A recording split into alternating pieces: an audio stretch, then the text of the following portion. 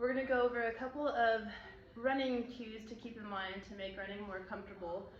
When you're running, it does partly depend on the pace of the run. The faster you go, it is going to change where you want to land on your foot, but in general, if you're having symptoms, for example, more in the hamstrings, kind of bottom of the glute bottom area, then it typically is more comfortable if you can favor the front side or the forefoot versus more of the heel strike. So what I mean by that is when you're running, try to land more forward on the feet.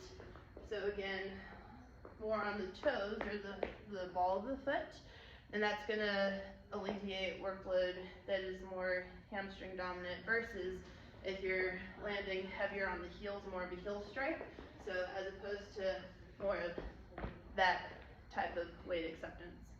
So again, if symptoms are closer to this area of the buttock or the hamstrings, it should be more comfortable to land more on the forefoot.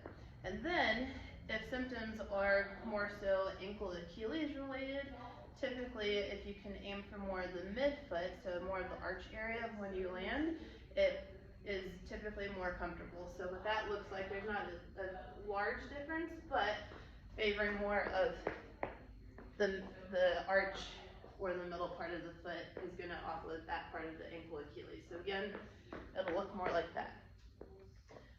And then also adjusting the stride length when you're running can help alleviate leg symptoms when you're running.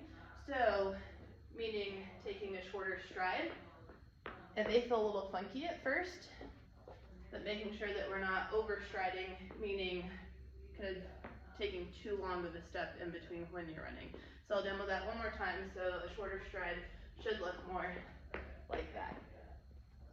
And then lastly, a forward lean is going to be helpful when running. It's going to make you a more efficient runner as well, especially if you're working through symptoms that are back and or hamstring related. So from here to here, that's going to make a large difference as far as workload on that part of the body.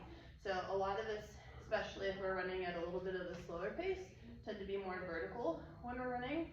However, if you keep more of a gentle forward lean, kind of let gravity fall with gravity, again making you more efficient with your running, that's going to help offload this area to this area, the back to the hamstring. So putting that all together, again, more of a forward lean, more of a forefoot strike, and then also a shorter stride is going to look like this.